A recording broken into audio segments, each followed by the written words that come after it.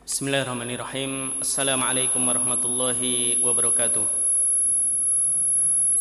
Innal hamdalillah nahmaduhu ta'ala wa nasta'inuhu wa nastaghfiruh wa na'udzu billahi min shururi anfusina wa sayyiati a'malina. May yahdihillahu fala mudilla lahu wa may yudlil fala hadiya lahu. Wa asyhadu an la ilaha illallah wahdahu la syarika lahu wa asyhadu anna Muhammadan abduhu wa rasuluh. Amma ba'd, kaum muslimin jamaah Masjid Ar-Royan yang dirahmati oleh Allah Subhanahu wa taala. Alhamdulillah pada pagi hari ini kembali kita diberikan kesempatan kemudahan oleh Allah Subhanahu wa taala untuk melanjutkan mengkaji tafsir dari surah Al-Baqarah, dan pembahasan kita memasuki ayat yang ke-220. Allah Subhanahu wa taala berfirman, "Wa yas'alunaka 'anil yatama." Dan mereka para sahabat bertanya kepadamu wahai Muhammad, 'anil yatama, tentang anak-anak yatim. Qul islahul lahum khair, maka katakanlah kepada mereka, islahun lahum khair, bahwasanya mengurus mereka dengan baik secara patut itu merupakan kebajikan. Wa in tukhalituhum fa ikhwanukum, dan jika kalian bergaul dengan mereka, kalian mencampur makanan kalian dengan mereka, demikian juga minuman kalian, fa ikhwanukum, maka mereka adalah saudara kalian. Wallahu ya'lamul mufsida minal muslih, dan Allah Subhanahu wa taala mengetahui siapa orang yang dia berbuat kerusakan dan orang yang dia al-muslih, mengadakan perbaikan. Walau sya'allahu la'anatakum, dan seandainya Allah Subhanahu wa taala itu menghendaki, niscaya dia akan mendatangkan kesulitan bagi kalian.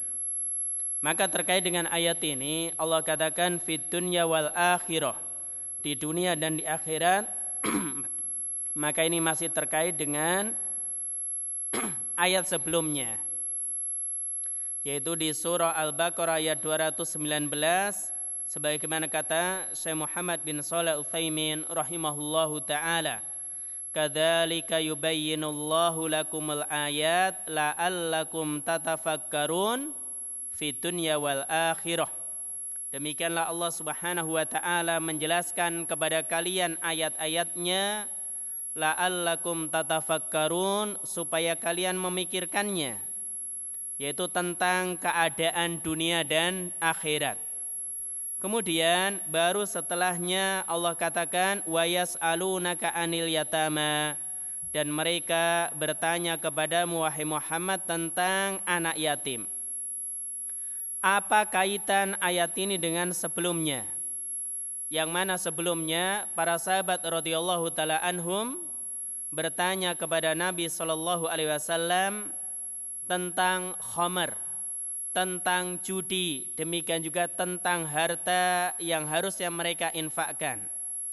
Maka kata para ulama, di antaranya Syekh Muhammad bin Shalih Al-Utsaimin rahimahullahu taala, beliau mengatakan, wa wajhu irtibati su'al ats-tsalis bisu'alaini qablahu, hubungan pertanyaan ketiga ini tentang anak yatim dengan dua pertanyaan sebelumnya, annallaha azza wa jal lamma anzala qaulahu ta'ala, yaitu Allah Subhanahu wa taala ketika berfirman, innal ladzina ya'kuluna amwalal yatama dzulman, sesungguhnya orang-orang yang mereka makan harta anak yatim secara zalim, innama ya'kuluna fi butunihim nara, maka sesungguhnya mereka telah memasukkan ke dalam perut mereka api neraka. Demikian juga Allah katakan di surah Al-An'am ayat 152, wala taqrabu malal yatim illa billati hiya ahsan, dan janganlah kalian makan harta anak yatim kecuali dengan cara yang terbaik. Maka para sahabat radhiyallahu taala anhum, maka mereka merasa berat dengan ayat ini. Maka penjelasan dari Syekh Muhammad bin Shalih Al-Utsaimin ini juga sebelumnya dikuatkan oleh Abdullah bin Abbas radhiyallahu taala anhuma terkait asbabun nuzul atau sebab turunnya ayat ini. Yaitu firman Allah di surah Al-An'am ayat 152. Allah katakan wala taqrabu malal yatim illa billati hiya ahsan. Dan janganlah kalian mendekati harta anak yatim, makan harta anak yatim illa billati hiya ahsan, melainkan dengan cara yang lebih bermanfaat, dengan cara yang lebih baik.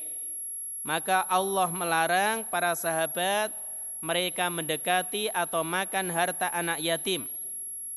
Demikian juga di surah An-Nisa tadi sudah disampaikan, Allah larang seorang dia memakan harta anak yatim dengan cara yang zalim.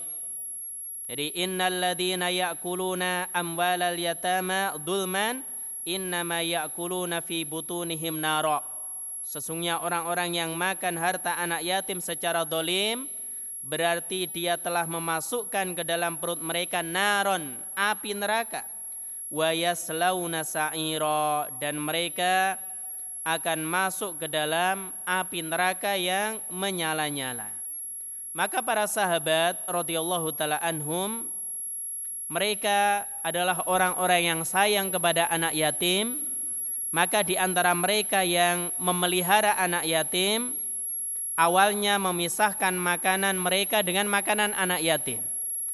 Begitu pula minumannya, dipisahkan antara minuman mereka sendiri dengan milik anak yatim.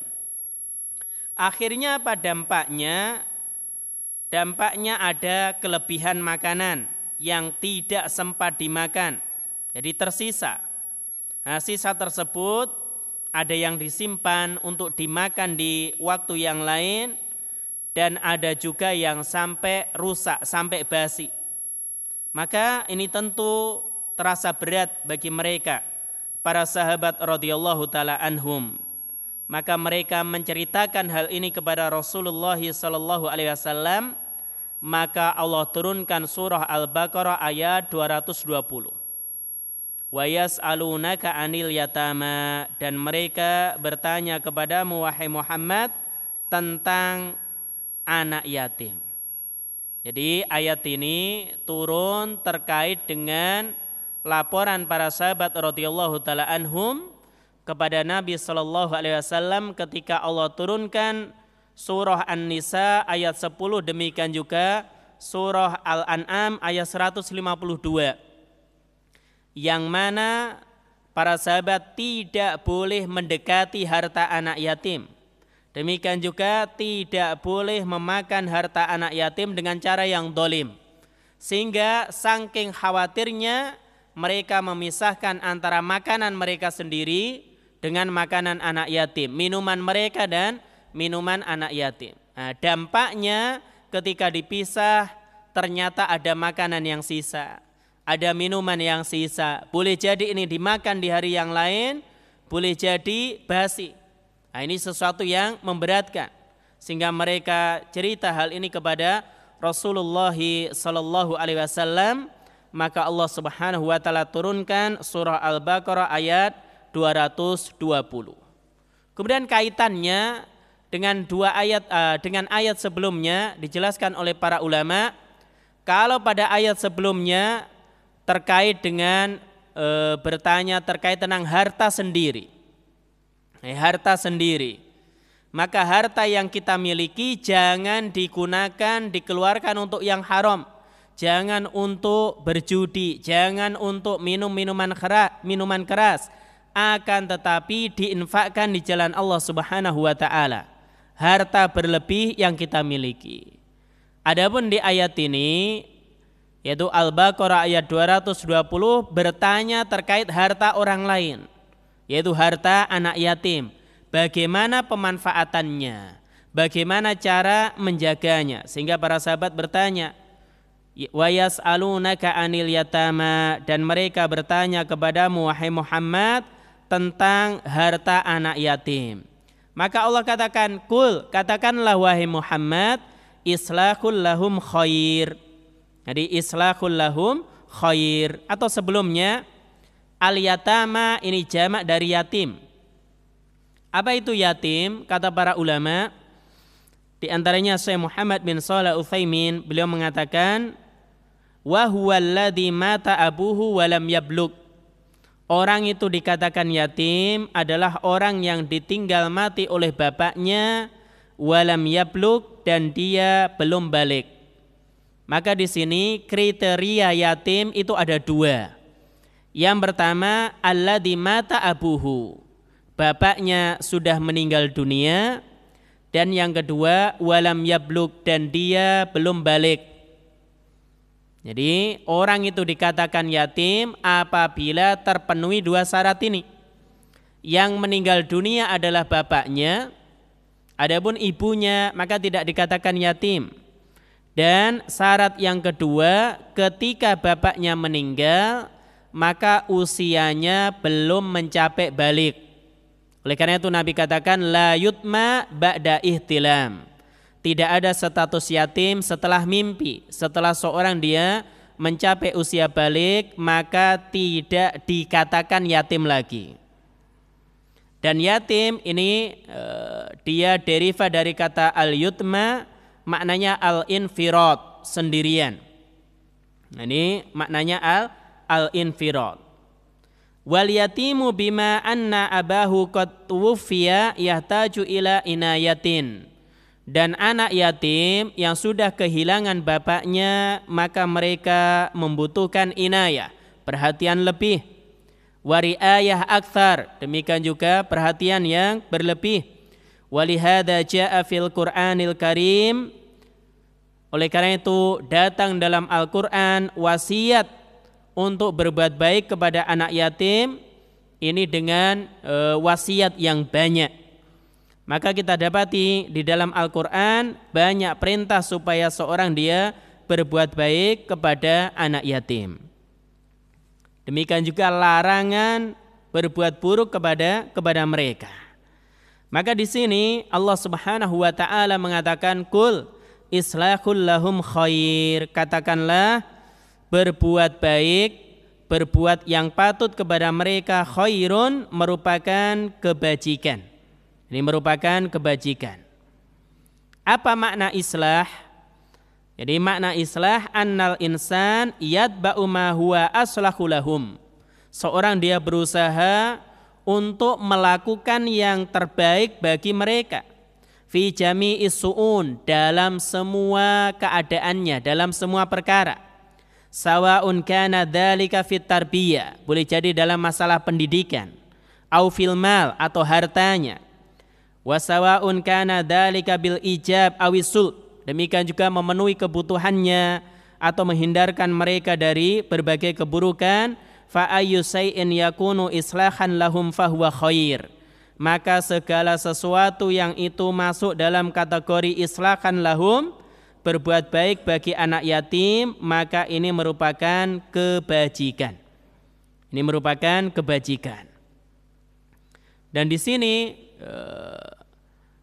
islahul lahum, berbuat baik bagi mereka, tidak disebutkan objeknya berupa apa, maka ini memberikan faedah secara umum. Maka semua bentuk berbuat baik kepada anak yatim, mengurus mereka, menyantuni mereka, baik dari sisi pendidikannya atau mengurus semua kebutuhannya, maka masuk dalam cakupan ayat ini. Jadi masuk dalam cakupan ayat ini. Kemudian kaum muslimin yang dirahmati oleh Allah Subhanahu wa taala, kemudian Allah katakan fa in tukhalituhum fa ikhwanukum. Dan jika kalian bergaul dengan mereka anak-anak yatim, maka ketahuilah mereka adalah ikhwanukum, saudara kalian. Artinya apabila kalian mencampurkan makanan kalian dengan makanan mereka, tidak perlu dipisah. Begitu juga minuman kalian dengan minuman mereka, maka ini tidak mengapa. Sebab mereka adalah saudara kalian seagama. sebab mereka adalah saudara kalian seagama apabila niatnya baik. Niatnya bukan dalam rangka mendolimi anak yatim. Oleh karena itu di ayat setelahnya atau lanjutan ayat Allah katakan wallahu ya'lamul mufsida minal muslih. Dan Allah Subhanahu wa taala mengetahui siapa yang berbuat kerusakan dan mengadakan perbaikan. Artinya Allah mengetahui tujuan dan niat yang sebenarnya. Ketika seorang dia tidak memisahkan harta anak yatim, makanannya dicampur, ya kan? Demikian juga minumannya, maka itu sesuai dengan niatnya. Jadi sesuai dengan niat seseorang, dan Allah Subhanahu wa taala tahu siapa yang dia niatnya baik dan siapa dia yang niatnya buruk. Maka di sini disyaratkan bolehnya mencampur makanan tanpa perlu memisahkan makanan anak yatim dengan makanan orang yang ngurusnya. Demikian juga minumannya dengan syarat apabila seorang dia itu niatnya muslih. Niatnya adalah niat yang baik, mengadakan perbaikan. Adapun kalau niatnya itu buruk, maka ini terlarang. Niatnya itu apabila niatnya buruk, maka ini terlarang. Dikhawatirkan dia makan harta anak yatim secara dolim. Dia makan harta anak yatim secara dolim. Baik, kemudian jamaah Masjid Ar-Rayyan yang dirahmati oleh Allah Subhanahu wa taala, terkait dengan hal ini maka banyak dalil yang menunjukkan tentang perhatian Islam kepada anak yatim. Bagaimana Islam itu memperhatikan mereka, kaum muslimin hendaknya itu berusaha untuk berbuat baik kepada mereka, demikian juga menjaga mereka. Maka yatim ini memiliki hak dalam Islam.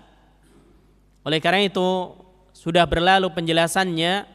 Allah sebutkan di surah Al-Baqarah ayat 83, wa id akhadna mitsaqa bani Israil, dan ingatlah tatkala kami mengambil perjanjian dengan Bani Israil, la ta'buduna illallah, hendaknya kalian tidak beribadah melainkan hanya kepada Allah, perintah untuk bertauhid.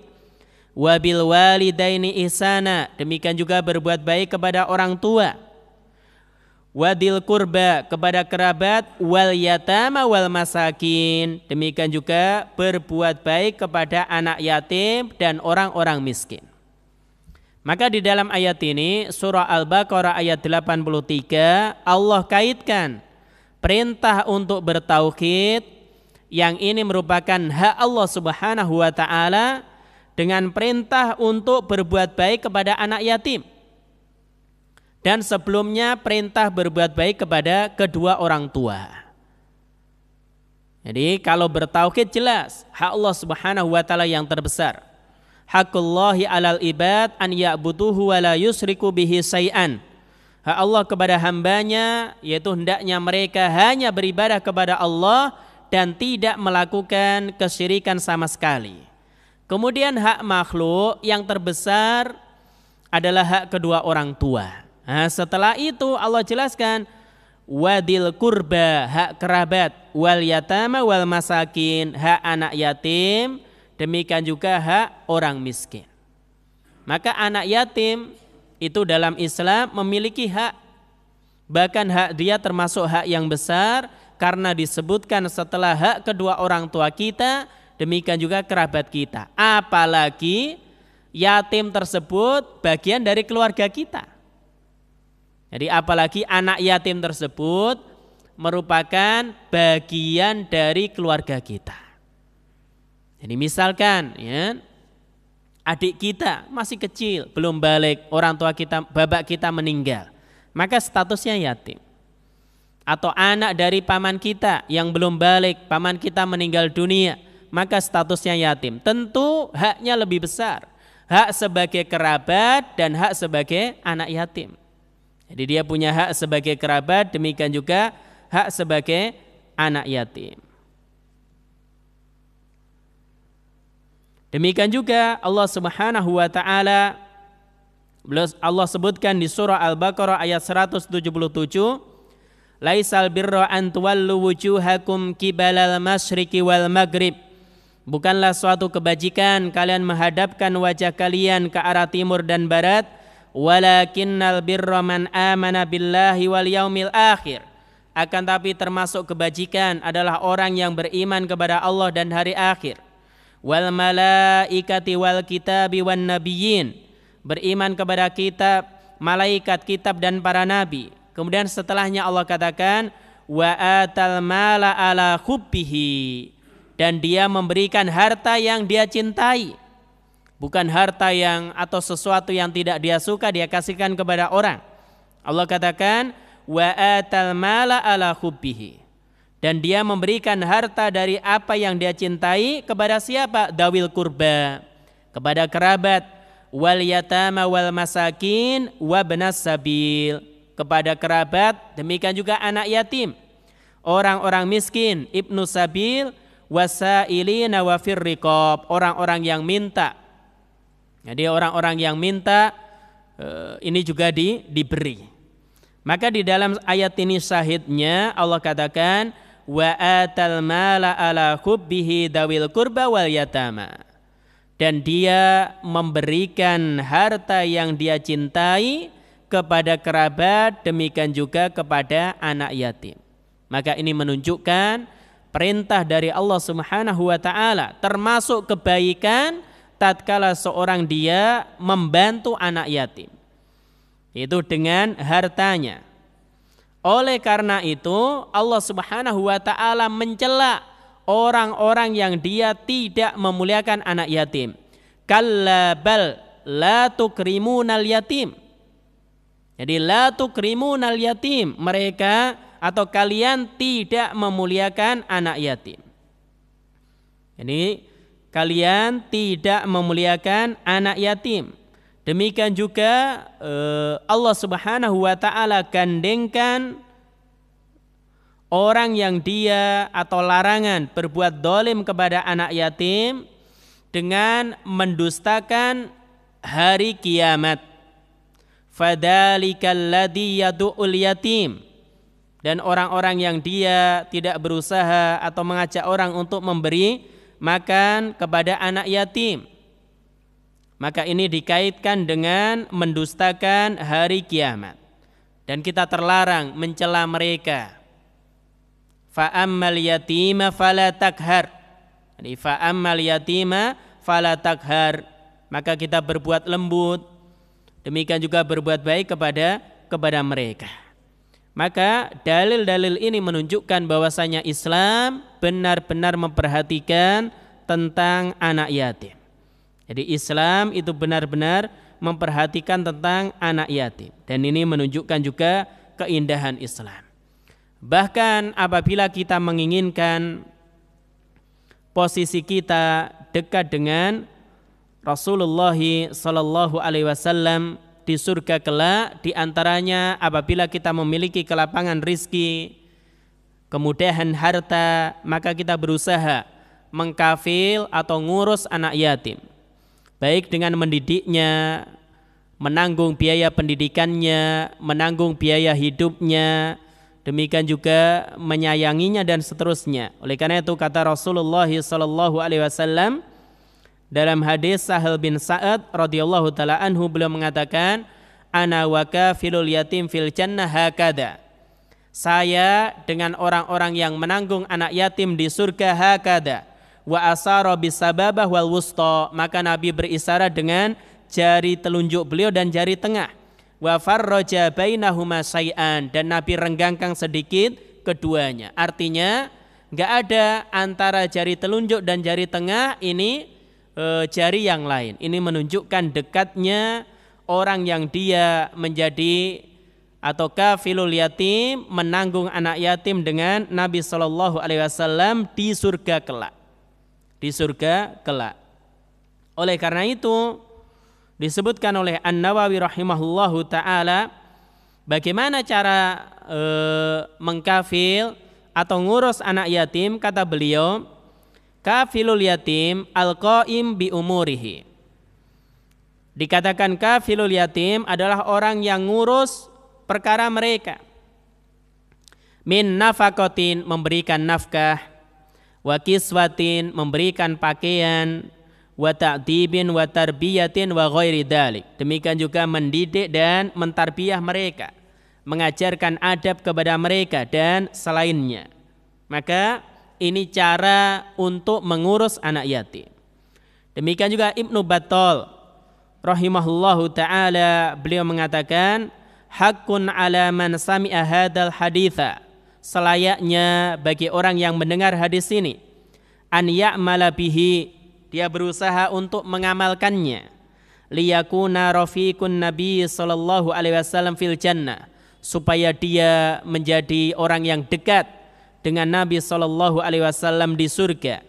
Wala manzilata fil akhirati afdala min dalik, dan tidak ada kedudukan di akhirat yang lebih utama dibandingkan dengan hal tersebut, yaitu dekat dengan Rasulullah sallallahu alaihi wasallam. Oleh karena itu Allah Subhanahu wa taala sebutkan memberi makan anak yatim termasuk sebab masuk ke dalam surga. Maka Allah katakan di surah Al-Insan, wa yut'imuna at-ta'ama ala hubbihi miskinau wa yatimau wa asira, dan mereka memberikan makan ala hubbihi, makanan yang mereka suka.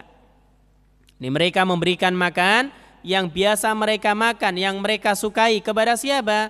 Miskinan, kepada orang-orang miskin, wa yatiman, kepada anak-anak yatim, wa asira, dan kepada tawanan perang. Maka ayat ini terkait orang-orang yang dia masuk ke dalam surga.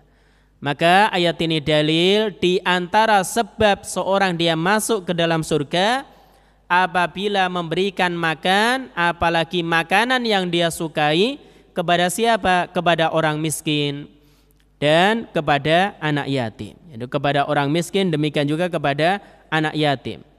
Oleh karena itu, sahabat Abdullah ibnu Umar, jadi Abdullah bin Umar radhiyallahu taala anhu, beliau kana la ya'kulu ta'aman illa wa ala khawanihi yatim. Tidaklah beliau makan melainkan bersama dengan anak yatim.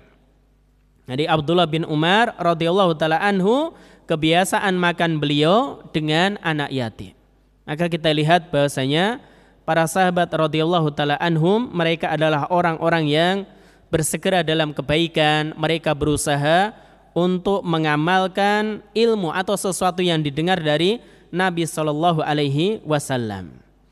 Bahkan di antara sebab untuk melembutkan hati kita yang keras, ya, itu bisa lembut di antaranya dengan seorang dia berbuat baik kepada anak yatim, dengan mengusap kepala mereka, sehingga kita tahu nikmat yang besar yang Allah berikan kepada kita. Oleh karena itu Rasulullah sallallahu alaihi wasallam dalam hadis yang dikeluarkan oleh Imam Ahmad, beliau mengatakan, in aradta an yalina qalbak, jika engkau ingin melembutkan hatimu, fa'atim al miskin, maka berikanlah makan kepada orang miskin, wamsah ra'sal yatim, dan usaplah kepala anak yatim. Maka di sini dalil yang menunjukkan bahwasanya balasan yang Allah berikan kepada orang yang berbuat baik jauh lebih besar dibandingkan kebaikan yang dia lakukan. Maka orang boleh jadi hatinya keras, ya, susah mendengar nasihat, susah untuk melaksanakan ibadah dan seterusnya. Tatkala dia memberikan makan kepada orang miskin, orang yang membutuhkan, dia kasih makan, demikian juga dia usap kepala anak yatim, dia berbuat baik kepada mereka, maka ini di antara sebab yang bisa melembutkan hati kita. Maka memberi makan ini bukan perkara yang ringan dalam Islam. Maka seorang sekedar memberi makan mungkin gak seberapa, tapi apalagi kepada orang miskin, kepada orang yang membutuhkan, maka ini termasuk amalan yang mulia. Jadi termasuk amalan yang mulia. Demikian juga Rasulullah sallallahu alaihi wasallam dalam hadis yang dikeluarkan Imam Bukhari dan Imam Muslim, beliau menyebutkan bahwasanya harta terbaik diantaranya adalah harta yang diberikan kepada anak yatim. Maka beliau bersabda, innal hadal mal hadirah khulwa, sesungguhnya harta itu hijau dan manis. Maka enggak ada orang yang dia tidak suka kepada harta. Dan Allah memang jadikan tabiat manusia suka kepada harta. Wa tuhibbunal mala hubban jamma, dan kalian itu suka kepada harta dengan kesukaan yang luar biasa. Suka ngumpulkan harta. Karena apa? Kata Nabi, inna hadal mal hadiratun khulwa. Harta itu hijau dan manis. Fa ni'ma sahibil muslim ma a'ta minhu al miskin wal yatim wa ibnas sabil. Dan sebaik-baik seorang muslim yang dia diberi harta apabila hartanya tersebut diberikan kepada orang miskin, anak yatim, dan ibnus sabil. Maka hadis ini dalil yang menunjukkan bahwasanya apabila seorang dia diberikan harta oleh Allah Subhanahu wa taala, kemudian hartanya tersebut tidak hanya dinikmati sendiri, setelah dia sudah tunaikan kewajibannya, dia berikan kepada anak dan istrinya atau orang yang menjadi tanggungannya, maka dia berikan kepada orang lain, terutama kepada orang miskin, kepada anak yatim, dan ini termasuk di antara atyabul mal, harta yang terbaik. Jadi atyabul mal ma'utiya minhul yatim. Harta yang terbaik adalah harta yang sebagiannya diberikan kepada anak yatim. Dan apabila ini termasuk harta terbaik, maka sebaliknya orang yang dia makan harta anak yatim, ada anak yatim yang kaya, dia ditinggal mati oleh bapaknya, bapaknya meninggalkan warisan yang banyak sehingga dia anak yatim tapi kaya. Maka orang yang dia makan harta anak yatim ini termasuk dosa besar. Oleh karena itu Rasulullah SAW beliau ingatkan dalam hadis yang dikeluarkan Imam Bukhari dan Imam Muslim, ijtanibu asab'al mubiqat, jauhilah dosa besar yang membinasakan. Salah satunya aklu malil yatim, makan harta anak yatim. Jadi makan harta anak yatim, maka ini termasuk dosa besar yang akan membinasakan seseorang. Dan status yatim seseorang maka tidak menghalangi mereka untuk menjadi orang yang mulia, untuk menuntut ilmu. Apalagi kita tahu ada anak yatim potensial. Ini anaknya baik, anaknya beradab, anaknya pinter. Maka kita urus biaya pendidikannya sehingga dia bisa menjadi orang yang alim, menebarkan kebaikan, maka ini luar biasa. Oleh karena itu kita dapati para ulama banyak yang mereka yatim. Imam Syafi'i, Imam Ahmad, Imam Bukhari, bahkan Nabi kita Muhammad SAW juga demikian. Maka kalau kita tahu ya kan, ada anak yatim yang apalagi anak ini baik ya, potensial, dan kita Allah berikan dalam hal ini kelapangan rizki, maka kita urus semua urusannya, kita tanggung. Maka ini merupakan pahala yang besar. Bahkan dia nanti bisa menebarkan kebaikan dengan hal tersebut. Kemudian Allah Subhanahu wa taala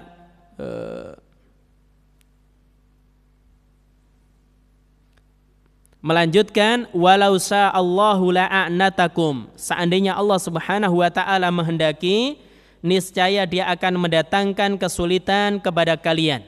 Innallaha azizun hakim, sesungguhnya Allah Subhanahu wa taala maha perkasa lagi maha bijaksana. Maka makna dari ayat ini, seandainya Allah Subhanahu wa taala menghendaki, niscaya dia akan mempersulit kalian dan mempersempit kalian. Nah, tetapi nyatanya Allah Subhanahu wa taala meluaskan kalian, meringankan beban untuk kalian, yaitu membolehkan kalian mencampur harta kalian dengan mereka, yaitu dengan anak yatim. Seandainya ini terlarang, ya, terlarang secara mutlak, maka ini akan menyulitkan para sahabat radhiyallahu taala anhum. Tapi ini dibolehkan dengan syarat memiliki niat yang baik. Sehingga Allah katakan, wallahu ya'lamul mufsida minal muslih, dan Allah Subhanahu wa taala tahu orang yang dia berbuat kerusakan demikian juga orang yang dia melakukan perbaikan. Baik, kemudian faedah yang bisa kita petik atau kita ambil dari ayat ini. Yang pertama yang disebutkan oleh para ulama terkait dengan ayat ini, inayatul Islam bil yatama. Ayat ini dalil Islam ini punya perhatian besar kepada anak yatim. Ini diambil dari firman Allah Subhanahu wa taala, wa yas'alunaka 'anil yatama. Dan mereka bertanya kepadamu wahai Muhammad tentang anak-anak yatim. Maka terkait urusan anak yatim dijelaskan dalam Islam. Dan Islam punya perhatian besar padanya. Kemudian faedah yang kedua, al-hathu alal islah lil yatama. Motivasi dan dorongan supaya berbuat baik kepada anak yatim. Melakukan perbaikan kepada mereka. Fi anfusihim wa amwalihim. Baik kepada diri mereka atau harta mereka. Kepada diri anak yatim dengan apa? Mentarbiyah. Sebagaimana tadi penjelasan An-Nawawi rahimahullahu ta'ala. Bita'dibihim wa tarbiyatihim. Dengan mengajari adab dan mendidik mereka. Dan ini berat. Karena orang kalau dia tumbuh tidak dengan kasih sayang orang tuanya, terutama bapaknya, ya kan, apalagi ibunya juga bekerja untuk mencukupi kebutuhannya, maka pendidikannya terutama masalah adab biasanya kurang. Anak yatim demikian. Maka seorang ketika ngurus anak yatim membutuhkan usaha yang lebih besar dibandingkan yang non yatim. Kalau non yatim sudah dididik sejak kecil oleh bapak dan ibunya. Kalau anak yatim belum tentu. Anak yatim belum tentu, sehingga lebih berat lagi. Maka di sini kata para ulama, al-hathu yaitu adanya dorongan dan motivasi alal islah lil yatama. Melakukan perbaikan kepada anak yatim fi anfusihim. Dalam diri mereka. Ya, kita didik, ya, kita sabar ketika mendidik dan mentarbiyah mereka, mengajari adab yang benar itu seperti apa? Wa amwalihim, dan harta mereka. Jadi bagi anak yatim yang dia ditinggal mati oleh bapaknya, kemudian mendapatkan harta dari bapaknya atau warisan harta, maka kita jaga. Wa jami'i ahwalihim, dan semua keadaan mereka, semua urusan mereka. Wa anna dalika khairun mutlaqan lahum walil awliya'i walil ummah. Karena ini merupakan suatu kebaikan baik untuk anak yatim, untuk orang-orang yang ngurus mereka, demikian juga untuk umat ini. Ini diambil dari kul islahul lahum khair. Katakanlah melakukan perbaikan untuk mereka adalah kebajikan. Maka termasuk perbuatan baik apabila kita ngurus anak yatim, ngurus hartanya, ngurus pendidikannya, dan seterusnya. Faedah berikutnya, jawazu mukhalatatil yatama fi amwalihim wa ta'amihim. Ayat ini dalil bolehnya mencampur makanan dan harta mereka dengan harta orang yang ngurusinya. Raf'an lil masyaqqah anil auliya, dalam rangka untuk menghilangkan kesulitan bagi orang-orang yang ngurus anak yatim. Ini diambil dari wa in tukhalituhum fa ikhwanukum. Dan apabila kalian mencampur harta kalian, mencampur makanan kalian dengan mereka, fa ikhwanukum, maka itu tidak mengapa karena mereka adalah saudara kalian. Maka ini hukumnya dibolehkan dengan syarat tadi. Itu tujuan dan niatnya adalah melakukan kebaikan. Kemudian faedah berikutnya, itsbatu ilmillahi azza wa jalla. Ayat ini dalil menetapkan ilmu untuk Allah Subhanahu wa taala. Maka Allah katakan wallahu ya'lamul mufsida minal muslih. Dan Allah Subhanahu wa taala tahu mana orang yang dia berbuat kerusakan dan orang yang dia berbuat kebaikan. Maka ini penetapan ilmu untuk Allah Subhanahu wa taala. Allah itu tahu niat kita. Tatkala kita ngurus anak yatim, kita mencampur harta kita dengan harta yang mereka miliki supaya tidak menyusahkan, Allah tahu tujuan dan niat kita itu apa. Maka ini menetapkan ilmu untuk Allah Subhanahu wa ta'ala. Kemudian selanjutnya kata penulis Aunur Rahman fi Tafsiril Quran, wa fi hada wa'idun lil mufsid wa tahdhirun fil ifsad. Demikian juga ayat ini dalil ancaman bagi orang-orang yang dia memiliki niat yang buruk berbuat kerusakan, dan hendaknya hati-hati jangan sampai melakukan demikian. Wa wa'dun lil muslih, dan janji Allah Subhanahu wa ta'ala bagi orang-orang yang berbuat kebajikan, berbuat perbaikan, wa targhibun fil islah, dan motivasi supaya benar-benar melakukan islah, melakukan perbaikan. Karena apa? Allah tahu, wallahu ya'lamul mufsida minal muslih, dan Allah Subhanahu wa ta'ala mengetahui, Allah Subhanahu wa ta'ala itu benar-benar tahu siapa yang niatnya baik, siapa yang berbuat kerusakan dan berbuat kebaikan. Kemudian faedah berikutnya, al-isyaratu ila anna man qasadal islaha lil yatama u'ina ala dzalika biidznillah. Ayat ini dalil yang menunjukkan bahwasanya orang yang dia berniat melakukan kebaikan atau perbaikan untuk anak yatim, u'ina ala dzalika biidznillah, akan dibantu oleh Allah Subhanahu wa ta'ala. Jadi dengan izin Allah dia akan ditolong, akan dibantu, akan dimudahkan. Wasalima minat tabi'a fima law dakhala alaihi syai'un min malil yatim min ghairi qasdin, dan dia selamat dari tanggung jawab seandainya ada sebagian harta anak yatim yang bercampur dengan harta mereka kemudian makan, harta anak yatim dimakan min ghairi qasdin, tanpa ada niatan untuk makan harta anak yatim.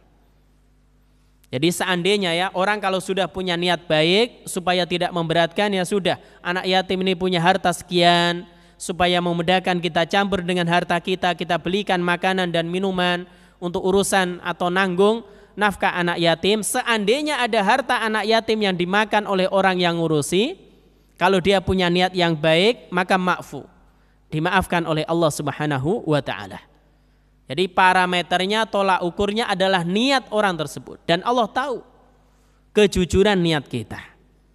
Jadi Allah Subhanahu wa ta'ala tahu kejujuran niat orang yang dia ngurusi harta anak yatim.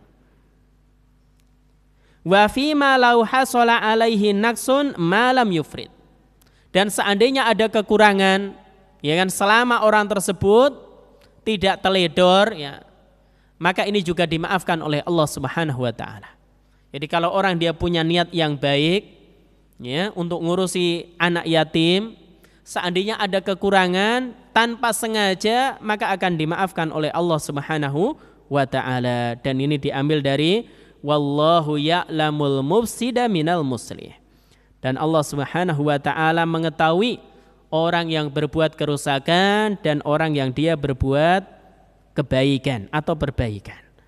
Dan kebalikannya, apabila seorang itu niatnya al-ifsad, niatnya itu buruk, niatnya memang rusak, maka ini hukumnya haram. Maka hukumnya haram mencampur harta kita dengan harta anak yatim kalau tujuan kita buruk, kalau niat kita itu niat yang buruk. Kemudian faedah berikutnya, itsbatul al-masyiah lillahi azza wa jal wa hiya al-iradah al-kauniyah, penetapan masyiah, kehendak bagi Allah Subhanahu wa ta'ala. Dan ini disebut dengan iradah kauniyah. Jadi iradah itu ada dua, ada iradah kauniyah, ada iradah syar'iyah. Iradah itu kehendak. Apa bedanya? Kalau iradah kauniyah pasti terjadi. Jadi iradah kauniyah itu takdir Allah Subhanahu wa ta'ala, dan tidak terkait dengan sesuatu yang Allah cintai. Jadi kalau iradah kauniyah itu pasti terjadi, boleh jadi Allah cintai, boleh jadi tidak. Maka termasuk iradah kauniyah, misalkan Allah takdirkan Abu Bakar beriman, maka ini iradah kauniyah dan ini Allah cintai. Termasuk iradah kauniyah, Allah takdirkan Abu Jahal ini kafir. Ini takdir Allah dan ini bukan sesuatu yang Allah cintai. Apa bedanya dengan iradah syar'iyah? Kalau iradah syar'iyah itu sesuatu yang Allah cintai namun belum tentu terjadi. Namun belum tentu terjadi. Dan ini pembahasan masalah takdir. Oleh karena itu Abu Bakar mendapatkan dua iradah, iradah kauniyah dan iradah syar'iyah. Adapun Abu Jahal dapat iradah kauniyah tapi tidak dapat iradah syar'iyah. Bisa difahami ya? Jadi kalau Abu Bakar Allah takdirkan dia menjadi seorang mukmin, bahkan orang yang mulia, demikian juga perbuatannya Allah cintai. Adapun Abu Jahal Allah takdirkan meninggal dalam keadaan kafir, maka dapat iradah kauniyah. Tapi bukan berarti ini Allah cintai. Maka tidak setiap yang Allah takdirkan itu Allah cintai. Tapi Allah menginginkan kebaikan bagi kita.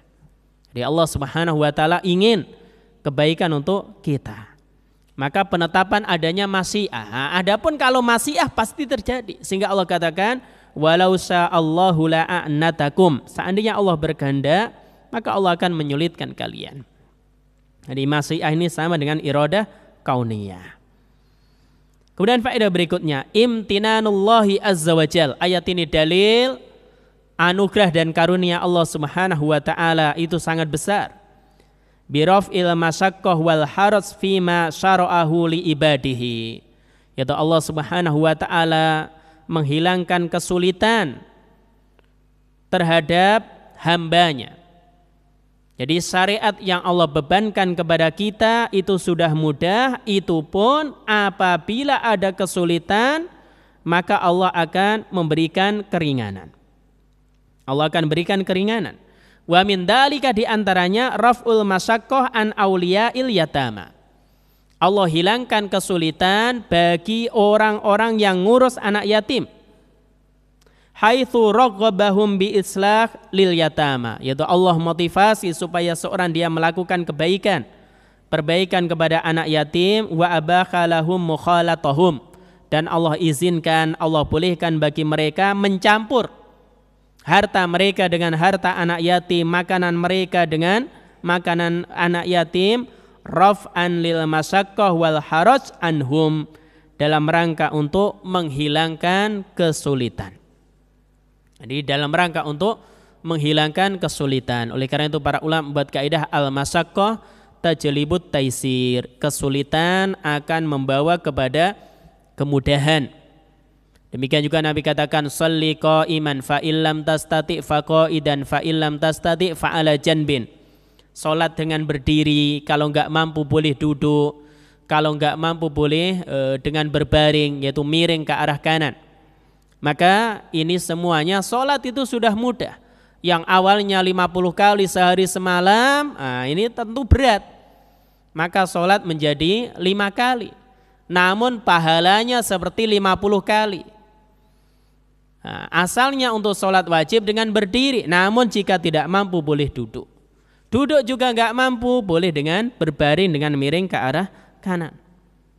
Maka ini semuanya kemudahan dalam syariat Islam. Oleh karena itu apabila kita benar-benar mempelajari agama kita, agama Islam dengan baik dan benar, maka kita akan cinta kepada Islam. Kita akan tahu karena syariat Islam ini dari Allah Subhanahu wa taala. Yang paling tahu tentang kondisi manusia, aturan yang cocok bagi manusia itu Allah Subhanahu wa taala. Maka tahu tabiat manusia seperti apa. Kemudian faedah berikutnya, itsbatu sifatil izzati tam lillahi azza wajal. Ayat ini dalil menetapkan sifat izzah, kemuliaan dan keperkasaan bagi Allah Subhanahu wa taala yang sempurna. Diambil dari innallaha azizun. Sesungguhnya Allah Subhanahu wa taala itu aziz, azizun hakim. Jadi Allah Subhanahu wa taala itu maha perkasa, demikian juga maha bijaksana.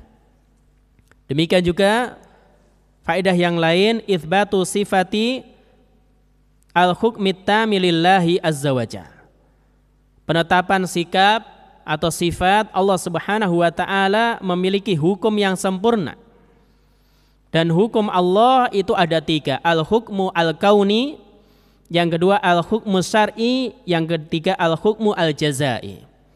Al-hukmu al-kauni, maka ini mirip, maknanya pasti terjadi. Adapun hukum syar'i terkait dengan syariat Allah Subhanahu wa taala. Hukum jazai ini balasan yang Allah berikan di akhirat kelak. Jadi di akhirat kelak. Dan semua hukum Allah Subhanahu wa taala itu ada hikmahnya. Jadi semua hukum Allah Subhanahu wa taala itu ada hikmahnya.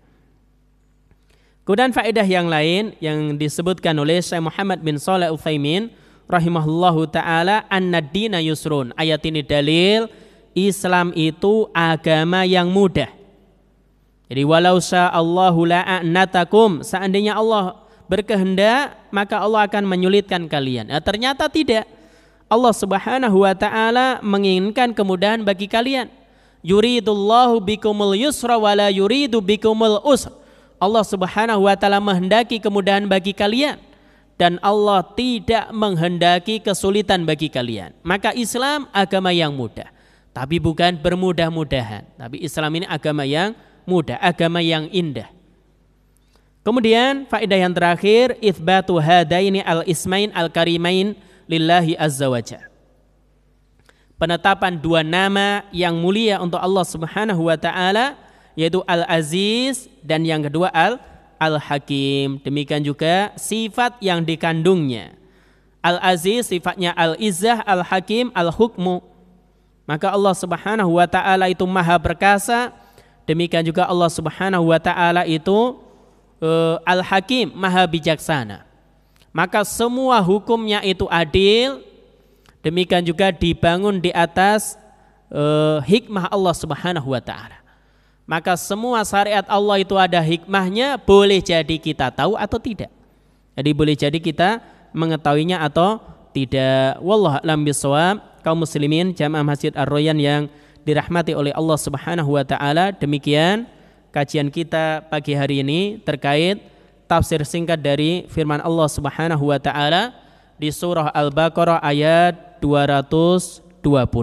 Semoga Allah Subhanahu wa taala berikan kepada kita ilmu yang bermanfaat, demikian juga Allah berikan taufik kepada kita untuk mengamalkan setiap ilmu yang sudah kita pelajari sehingga ilmu tersebut benar-benar membuahkan hasil, ya, ketika kita menghadap Allah Subhanahu wa taala. Wallahu a'lam bishawab.